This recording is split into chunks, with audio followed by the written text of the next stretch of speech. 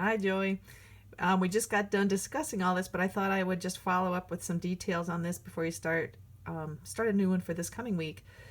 So just looking at this, what I would, we talked about all the different proportions and things, and I think one thing to start with next week, or this week, I should say, is that this distance from the corner of the eye to where the hair is, that just ended up kind of big. And I know we talked about that the face is 5 eyes wide.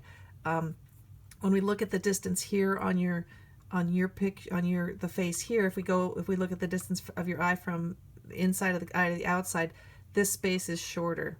And just looking at where it comes to your hairline, so that space is probably about 3/4 of the width of an eye.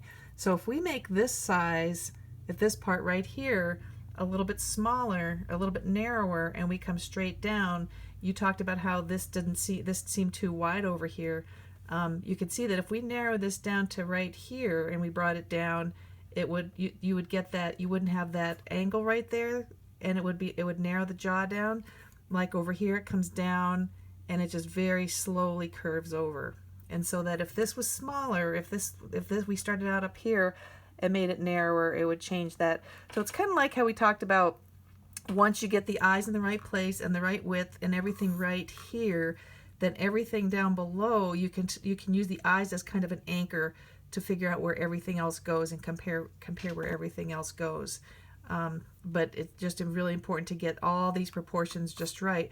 Then when you go to do the nose, you can look to see if the nose lines up with the inside of the eye, or if the nose comes up and lines up with the iris, which it looks like it comes here to the edge of the iris and here to the edge of the iris.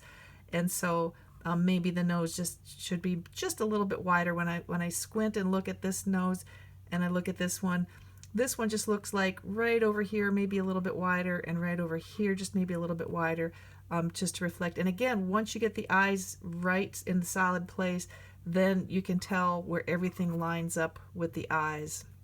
So that's why it's important to get the eyes nailed down. Also, complete the whole eye before you do anything else. So get this middle part in, get the little curve underneath, get the lid line above, and then you can go up and do the brow. Like we talked about here, you've got the lid, and then once you get all this done, then you can see there's even a little space above the lid, just a teeny little bit, before you worry about the brow. Okay, so focus on getting that eye done first. And again, your eyes look really, really dark, and you can barely tell the difference between the pupil and the iris. And since we know the pupil has to be absolutely black, then the iris has to be just one step above black, or one step below black, not quite black. So it needs to be pretty dark, so you won't be able to see such a distinct difference between the iris and the pupil.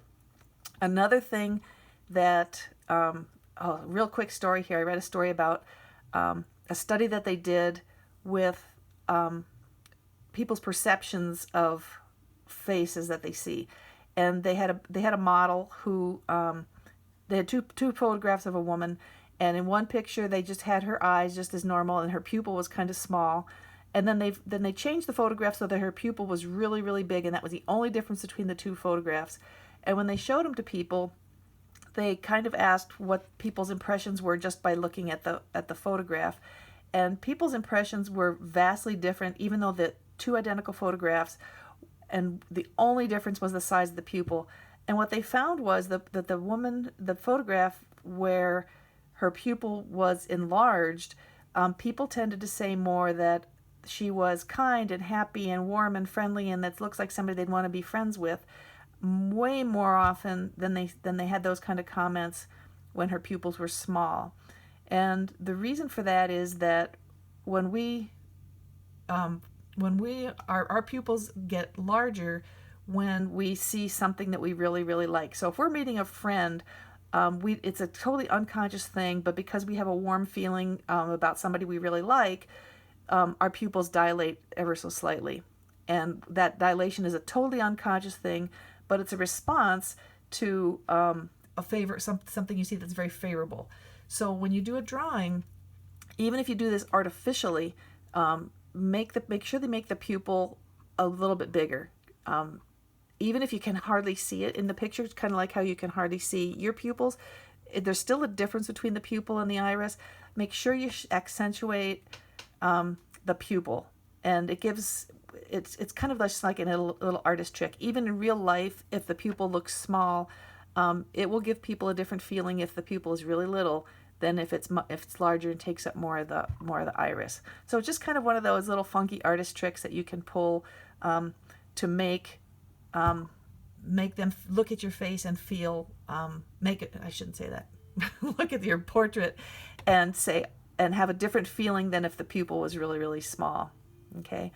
Okay, so back to this. If we get the eyes all anchored in the right place, if we get the width here proportional, all these proportions here right, then everything else just kind of falls into place as we go down. One thing I did notice, that on this corner of your mouth, on the mouth on this side, is very pointy.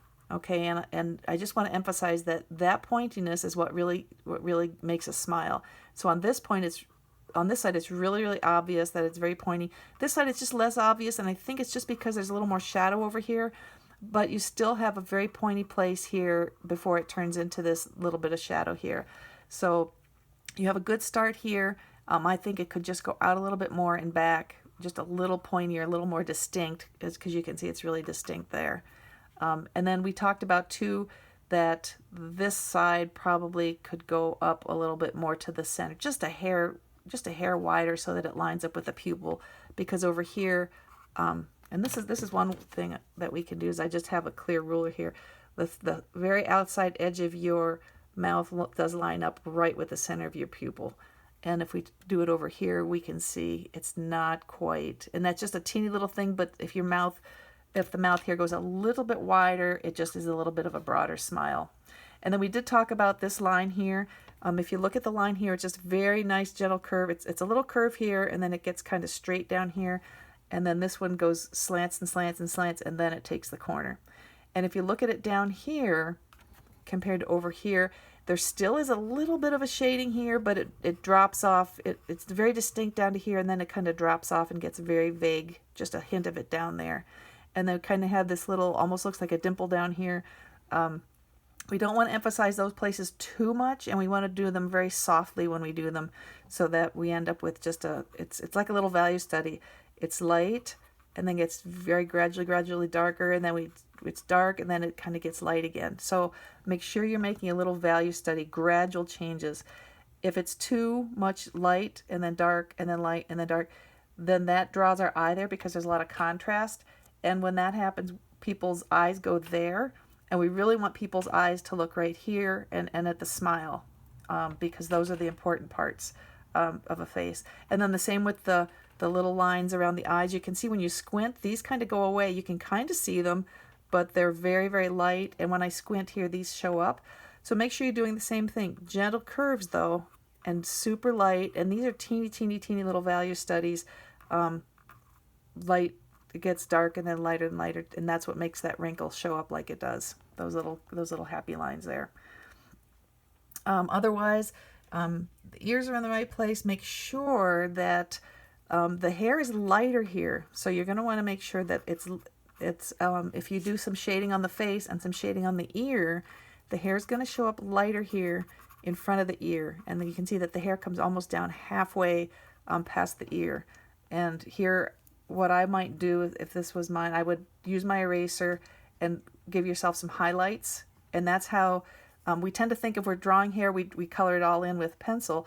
But you can color it in with pencil, but then what I would do is go back and use the eraser to make some lighter places. And especially over here, you want this to look a little bit lighter. And I would have erased some down here so that it's reversed. It's reversed of what it is in real life. And it's reversed from, it should go dark to light to dark. So light to dark to light to dark, again, here by the ear, when you're looking at values. Yeah, and I think just on the nose, I think we just make sure that we have a nice, we have that nice base. It's almost like it's almost triangular. So we have a really nice base here, and then it gets smaller at the top.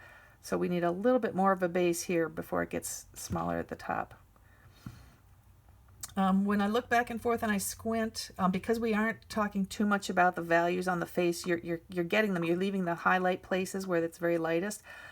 Make sure you don't go too dark on the lips. Okay, if you squint at it, there's actually a darker place under the lip, and then the lip is a little bit lighter than that. So you do have the darker place here, but I might even lighten that up a little bit. And we do see that in the very middle, it's very much lighter, and then it gets a little bit darker at the edges, and then the upper lip is just a little bit darker up here. So value-wise, I would say you could leave this here, but I would lighten everything up down below just because you don't want it looking too rosy. You don't want it to look too dark. Nice little shading here. It gets a little bit dark here, and that gives us the feeling that this is going away from us. Okay, nicely done. Again, once you get this part all anchored in and all of the proportions right laterally here, then everything down below should be able to fall into place, because then you're looking where these things should line up here. Nice proportions down here this week. Okay, and then this part really isn't all that important. It's important to have it, otherwise you kind of have a floating head on the paper, and we never want that. But you could even go a little bit darker here. You can see you've got this really dark neckline here. I wouldn't be afraid to go a little bit darker in there and maybe soften this up a little bit. You don't any dark heavy lines down here are going to bring everybody's eye down here, and you really want people to look right up here. So you can go darker here. Soften it with the blender. It's okay if it's darker, but not a lot of distinct lines, because then this value will match your eyes, and it will kind of tie everything together. Okay, so just be careful of this next week to make sure this is nice and light. Narrow this down, and then this will be a softer turn down here. Like I said, this part could probably go away, and then you'd have the more accurate look on the chin. I can't wait to see what you do this week on it. So you did really well this week. It's a really nice likeness. Come a long way since your Roz picture at the beginning. So good luck this week. Talk to you later, Joey.